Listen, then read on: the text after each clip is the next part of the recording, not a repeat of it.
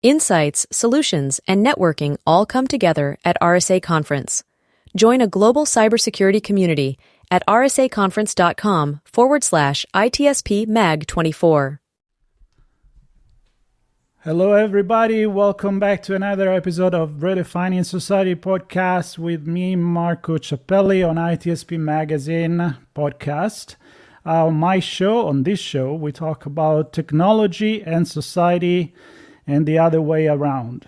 Pretty much try to understand and drive technology in a way that is good for our society, and not just because we're following blinking lights and funny noises and we do things just because we can. So today I have the pleasure to have Dr. Robert Pearl back on the show. He's been, I think this is the fourth time, so I would say somebody that I'm very happy to have again. Always beautiful conversation.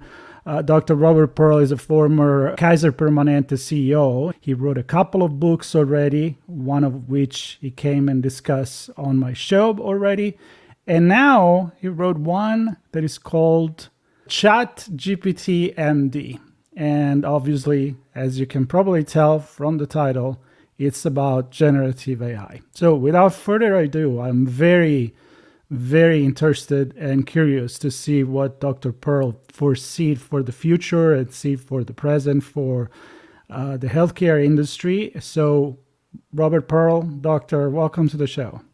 Thank you, Marco. It's always a pleasure to be in conversation with you. The idea of combining technology and society and healthcare is a passion of mine. I know it's one of yours, and we'll have a great conversation this morning. Absolutely.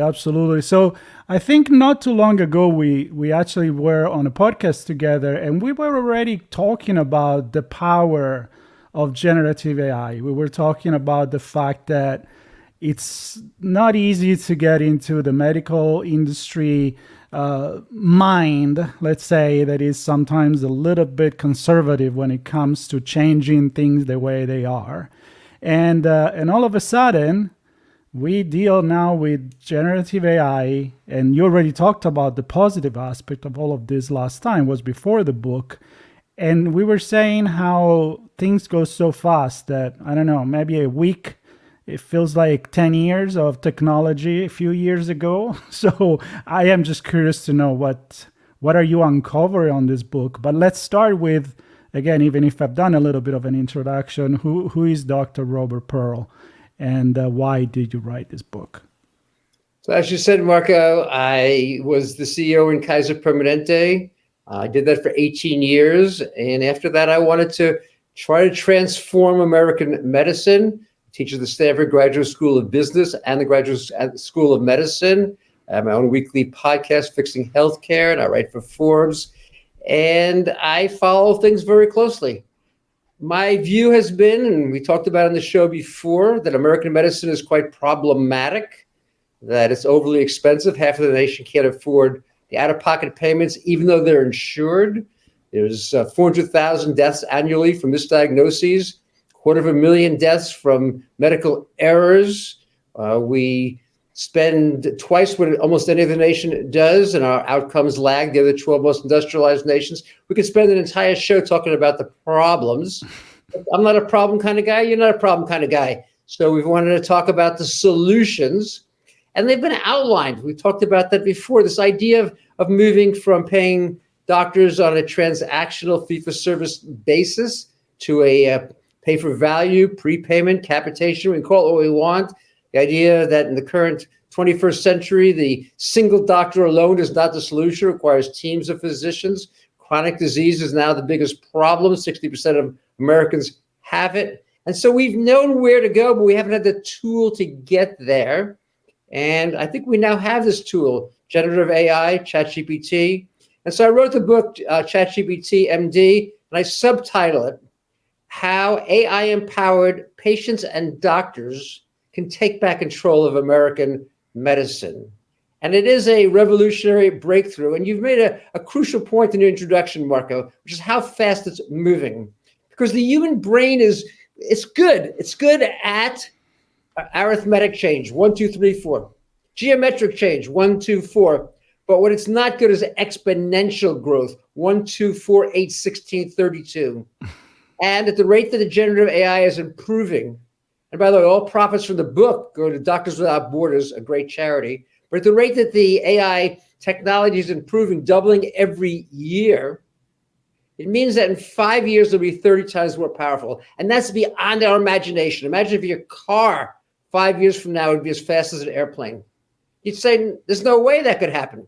But that's how fast this is improving. And so you're absolutely right. When we talked last time, I was worried that I was being overly optimistic, thinking that things would happen quicker than they actually would.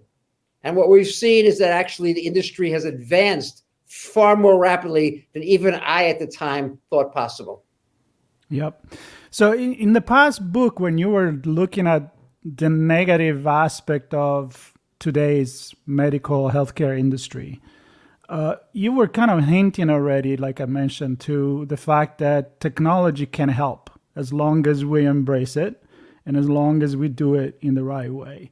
Now, a lot of people are concerned about generative AI. I mean, we see the people that welcome it and we see people that don't want to know anything about it, especially when it comes to make decision, right? There are biases, there are algorithms that may not work the way we want to, and we want to probably not only guardrail, but we want still the doctor to be in control.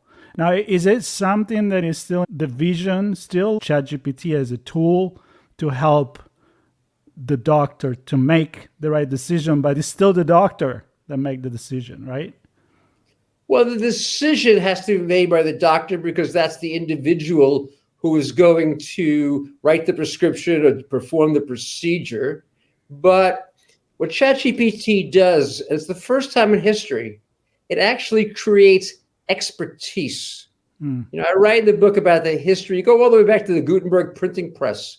It made books that were not affordable now become affordable for the middle class. And out of that came universities and libraries. But it was knowledge. You could get information. There was not much you could do to be able to definitively do things for yourself. The same thing happened with the introduction of the internet and even the iPhone. This is different. If you go to generative AI in general, what does it do? You know that it can help you paint pictures, basically looking like a Rembrandt. Even though you've never had an art course, you can write computer programs, even though you've never had an IT course. You can write music in the style of Drake, even though you don't play an instrument. And it's going to allow you to have that kind of expertise about medicine. And what do I mean by that? Well, you can put, and I don't mean today, I want to be very clear for listeners and viewers. I'm not speaking about GPT-4, what currently exists. Just go ahead, though, not forever, just a couple of years, maybe 3 years, maybe 4 years. And at that particular point, we're going to have reliable tools that can make diagnoses. So you can put all your information in place. And by all your information, I mean your lab results. I mean your family history. I mean your medical prior episodes. I mean your entire genetic code.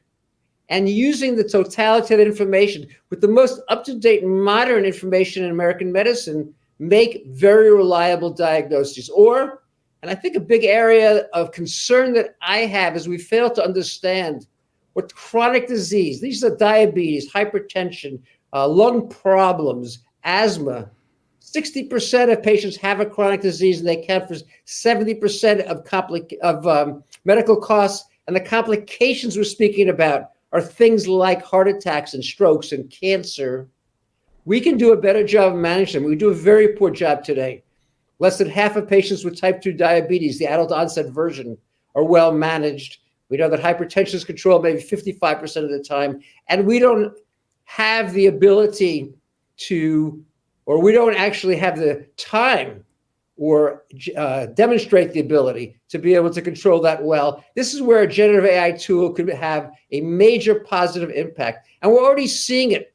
When I was on your show last time, I was talking about the major resistance of clinicians. Maybe only 10%, 15% saw it as being great. A survey came out last week, it's up to 40%. It'll be 60, 70, 80 very soon. And I think by 5 years from now, for clinicians, it'll be just as important and powerful as the stethoscope was in the past, For patients, it'll be like the iPhone. It'll be just part of everything that we do. So I'm less concerned than you were a couple of minutes ago that clinicians will not embrace it.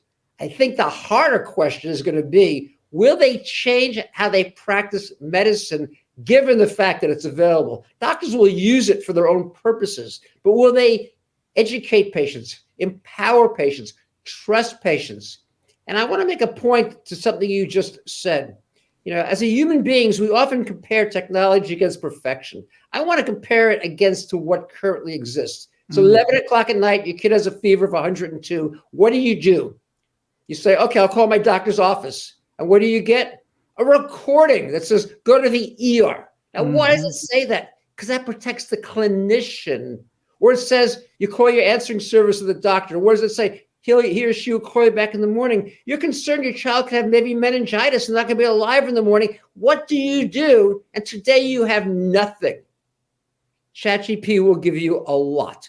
Will it be perfect? Probably not. Will it be far better than what exists now? Absolutely yes.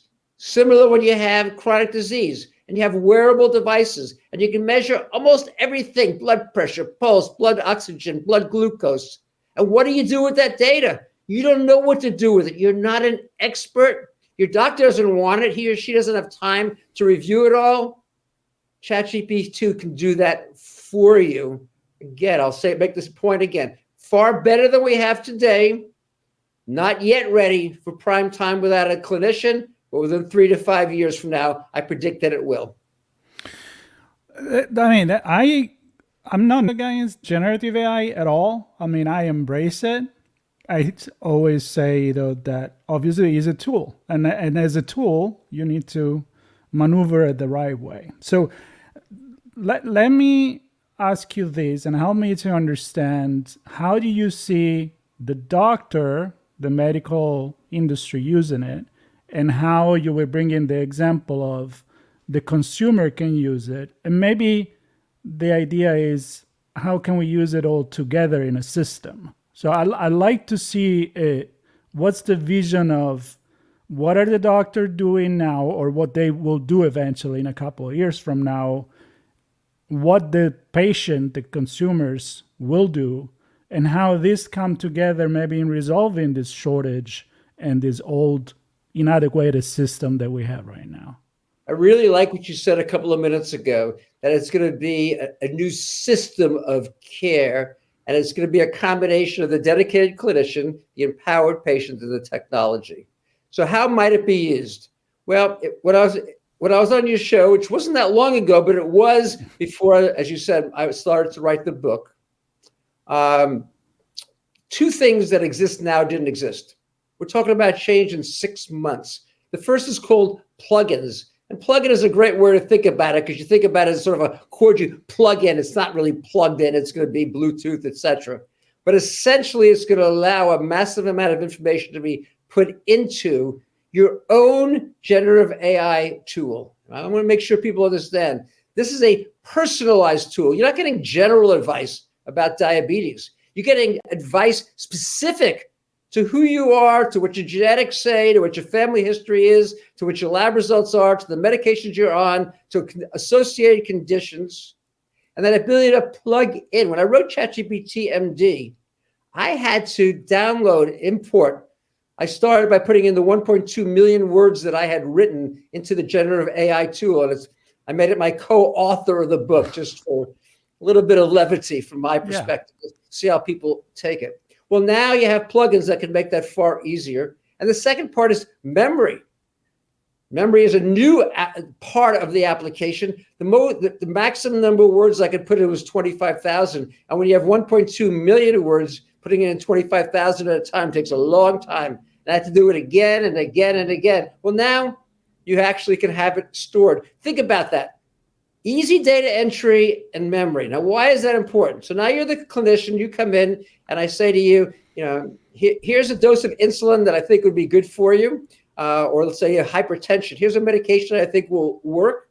I want you to wear this wearable device, a little patch on your skin. It's going to take constant reading. It's going to feed it with a Bluetooth application into your own generative AI.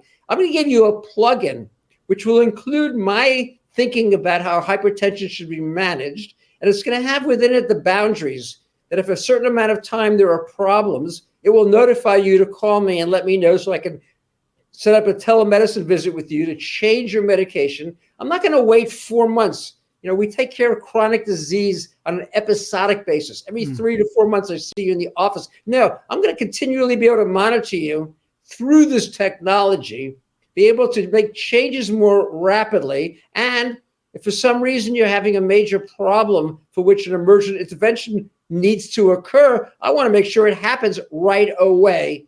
So now we've had a linkage, and hopefully when you come back to me at the next visit, you'll be better managed. Your condition will be under better control. Your chances, hypertension is the number one cause of strokes. You'll have a lower chance of a stroke. Diabetes, number one cause of kidney failure, major contributor to heart failure. And now try to think about how much better that's going to be for you as a patient when I can actually intervene to better manage your conditions, avoid the complications, and in many cases, by the way, reverse and prevent the chronic disease. Think about how much better that's going to be for you. And I want to make another point. This is a key part. I believe it's going to improve the doctor-patient relationship. Now, why is that? Well, number one, I'll know a lot more about you without, having to spend hours going through reams of data. But more importantly, it's going to free up time, because if you're healthier, and by you, I don't mean just you, the one patient, but let's say the 2,000 patients I take care of, I have less work to do.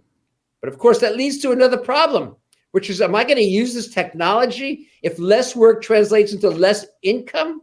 And the problem is, the answer is probably no. Not because there's anything bad about doctors, just the way we all are. We're not going to compromise our own personal lives and our families for any advance that's going to happen. At least consciously, we're not going to make that decision. And it's also why I think it's so important that we move from this transactional form of payment, where the more I do, the more I get paid. Whether there's any good or not doesn't matter. In fact, often if I have a complication, I get paid twice, to a situation in which I'm going to get paid for keeping you healthy. I'm going to get a certain number of dollars to provide all the care you need. And if you never have a heart attack, you're the winner, because you don't have the heart attack, and I economically benefit. And it's going to be that combination that I think has to evolve. We've known it should for a long time. We just haven't had the tool to make health possible. We do now.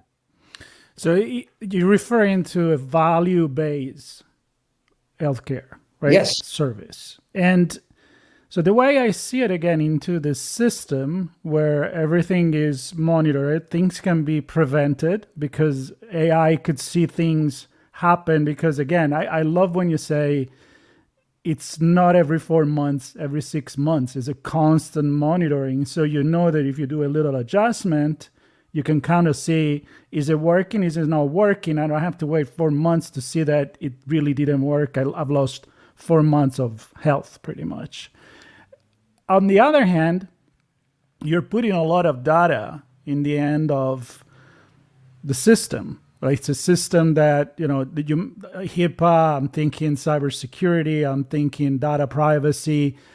Do you see generative AI creating an extra problem to the structure because of it's going to consume even more data? Or do you see this as it may be something that we will have to take care of, but the value, the benefit surpass the loss of that? Well, when you say putting into the system, we have to define what the system is. Right. I know. I'm being provocative. No, I'm going to respond. I just want to make sure people understand that it will be sitting in the AI application, all of this analysis and all this data. Right now, all you can do is, in quotes, put it in the system. That's why I'm saying it that way, sending it to your doctor's office, in which case it's poorly protected because very few doctors' offices have the security that's necessary. OpenAI will be as good as anyone's going to be. They have the best engineers. And I say ChatGPT, by the way, I have no relationship to the company. As I said, all the profits go to Doctors Without Borders. It's also Gemini. It's also Claude. It's all of the large generative AI tools that are there. But let's go back to what we said before. What we said before is that we got to compare it to what exists today. So when you look at something like privacy, which do you think is going to be more private? Google, that makes its money on ads, or OpenAI that makes it on subscriptions. Yeah. Looking at a question of security, now you're looking at a question of, can someone hack into the system? And they're likely to hack into your EHR that has all, the electronic health record, has all your information, rather than trying to hack into your OpenAI. It's not that it couldn't happen. It's just that these are risks that exist in the current world. I mean, look at your bank account. Someone could hack into your bank account and move all your money out to an offshore location. This is just the world that we live in. And when I compare, and the book has 5 parts. The first 3 are about ChatGPT itself, its applications, its opportunities. The 4th part is on all the problems, the ones you're mentioning: privacy, security, bias, misinformation. And the 5th, by the way, is on leadership, because leadership will be essential to do what you were saying before, to be able to take a powerful technology and translate it into better clinical outcomes, more convenient access for patients, and increased affordability. And it's those 3 parts together, combined, by the way, with satisfaction. We know that 60% of clinicians are burned out today. 70% of patients say that there needs to be a radical change in the system, that they're dissatisfied with what they have. And all of these parts, to me, align around a generative AI tool that's capable of doing a lot of the work, being able to empower patients, and being able to achieve outcomes, because it's continuous, because it's 24/7, far better than, as you mentioned, the episodic care system of American healthcare. Right. So let's talk about who you wrote this book for. Because I know in the past you wrote it to change. I mean, your goal is to help and fast forward and changes in the healthcare structure. Because, even the book that you wrote before, clearly you see that there is something that needs to change. And I'm reading a quote here that from your website from Malcolm Gladwell that says, "I was skeptical about the value of artificial intelligence will bring to medicine until I read ChatGPT MD, and now I'm a believer." Well, that's great. He's a great thinker. And I'm thinking, how are you finding many believer in the industry, the one that can really help to move things? I mean, you mentioned a few months ago, you were looking at a small percentage of MDs that they were believing in what generative AI could do. Now we're 40, now we're 80. What could be the obstacles for a general adoption for this? Well, Malcolm Gladwell, as you know, is a great nonfiction writer, far better than me. I mean, he's one of my heroes. And for him to come up with that conclusion, I was very pleased and grateful. Yeah, he got my attention immediately. I've read all his stuff. Yeah. But I think it's being written for everyone. And what I'm hoping, and by the way, the reason I wrote it with ChatGPT and the way I'm publishing it through Amazon directly was to speed up the process of getting the information out there. I gave myself 6 months. I knew there was exponential growth. If it took me 2 years to complete the book and get it distributed and put it in bookstores, everything in it would be wrong, it would be outdated. Mm-hmm. And so it's available predominantly through Amazon, virtually through Prime members. It can be delivered overnight or within a couple of days. So that was the plan of the book itself. And what I'm seeing is that as people use the application, and by the way, it's not just a simple type something in. You've got to learn how to put prompts multiple times, getting better information each time. So there's a learning curve that has to be gone through. And I make the analogy to the iPhone. I think that this is going to be similar. When the iPhone first came out, I'm going to publish a piece in Forbes next week about this. I remember my dad bought an iPhone very early, and he locked it in the trunk of his car. Because in his mind, the only application was in case he was in a car accident and he had to call for help. Mm. And of course, the idea that now it can do GPS, and now you can, order retail on it, you can book travel on it, you can play music on all the applications that we do now weren't really noticed. It took about 10 years, actually, with the iPhone, if you look at the history of the evolution. And with ChatGPT, it's going to be similar. Until you try it and experiment with it, that's what I'm seeing. I'm seeing doctors writing to me saying, and this was before the book was published. They said, I know you're writing a book on ChatGPT. I don't think you know how good it's going to be. I've taken all the information on my patients as though I was the patient, put it in place for the individuals I saw today. And the answers I got were basically the same ones I gave to the patients when they came to the office. Earlier this week, I did a podcast, and the podcast host at the end of the show knew I was a skier, knew I was a doctor, and said, my husband fell about 2 months ago, and he had his arm over his head when he slipped on the ski slopes, and his shoulder's still problematic. What do you think? And I said to him, I'll tell you what, I think I know what he has, but why don't you put all the information into ChatGPT and just see what comes out of it. She had never used it before, and she sent me a thank you note. She said, I put it all in there. It made the right diagnosis. It said that the diagnostic test he needed, and it said most likely he's going to need surgery. We immediately called an orthopedic surgeon. He's scheduled for the OR. If we had waited, it would have been too late to do the repair. That's the kind of experience people are going to have. But I want to highlight this again. No one should rely on what currently exists, GPT-4, to replace humans. Everything coming out of it needs to be checked at this point through a clinician. But that doesn't mean that getting educated, gaining expertise is not going to help you to be a better patient and to work more closely with your doctor. Printing out 100 pages off of Google with every link in the world that has a lot of crazy thoughts and misinformation on it, that's not particularly helpful. Using ChatGPT to get into a diagnosis that is going to be very, very reliable and accurate with an understanding of what you need to happen and contacting a clinician to review it all, I think that's where we need to be right now. And I'm hoping in publishing the book that people will start doing that. I use the word experimenting, and I don't mean in a problematic way, but using it to try to learn from it. And I predict that most people will find it very satisfying, and they're going to be amazed at the reliability and specificity. And again, I want to stress, I have no personal financial involvement. I make nobody offer the book or any relationship with any of these companies. I'm just trying to make American medicine, once again, excellent. Yeah, and that's very admirable. And I share with you all the things that you said. Many times the people that don't believe are the people that refuse it, right? They don't even try it. They're just like, no, I'm not going to use that thing. But when you do, and I'm talking about, I write my newsletter and I declare like you. I say it's me and my AI assistant because it helped me to do the research about what I'm going to write.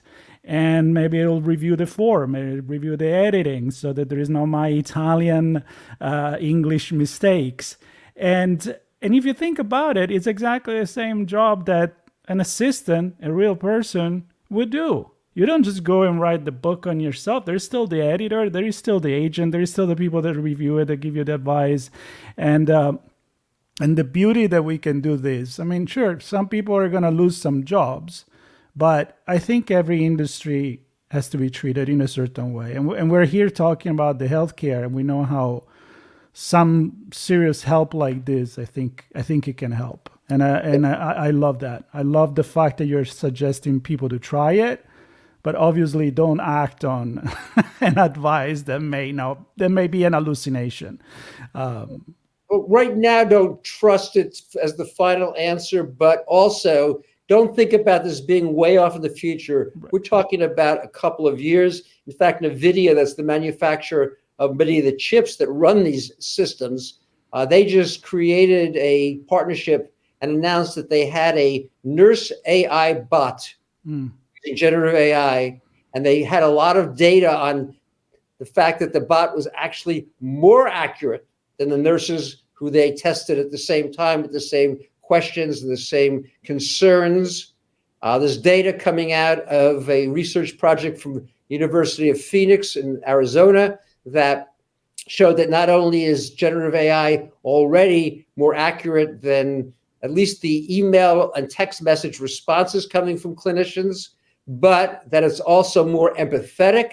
There's just a study in JAMA comparing ED physicians and this technology. The technology was over 90% accurate for patients coming to the ED, as opposed to 80% for the clinicians. We could go down the list. I'm not saying it's better yet, but understanding exponential growth, we can see where it's going. And we better be ready when it comes to be able to maximally utilize it. And that's where I'm hoping that Americans will go right now. And again, why I wrote ChatGPT MD. And again, the subtitle, how AI-empowered patients and doctors, both of them, can take back control of American medicine. It's out of control. To the point you made, it's not as though we have a risk of doctors losing jobs. We have far more work than doctors can do. 71,000 physicians left the industry last year. We need help. The burnout we see is the fact that doctors are racing on treadmill every day, seeing patients every 17 minutes on average.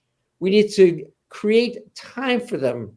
And the doctor-patient relationship is eroded when the clinician is forced to speed the patient through the office.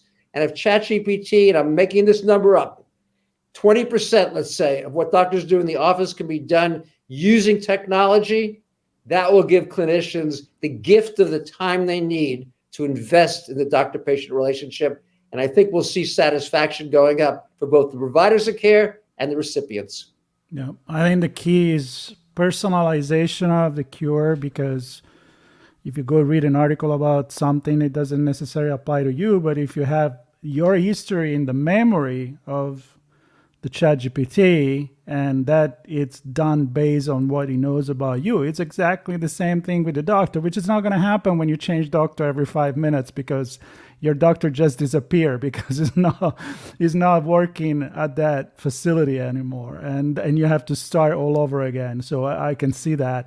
And the other thing, definitely, it's that certain diagnoses, they are definitely repetitive. I mean, there are certain things that, hey, if you have these symptoms, you probably have this. Again, be sure you double check, but, I think the doctor could use their time for much more challenging and elevating the industry the way that it should be. So I want to thank you again for your time. I know you have a ton of podcasts coming up. Maybe, you need to create your own ChatGPT version that can do the podcast. But I still want to have you on the show because it's always a pleasure.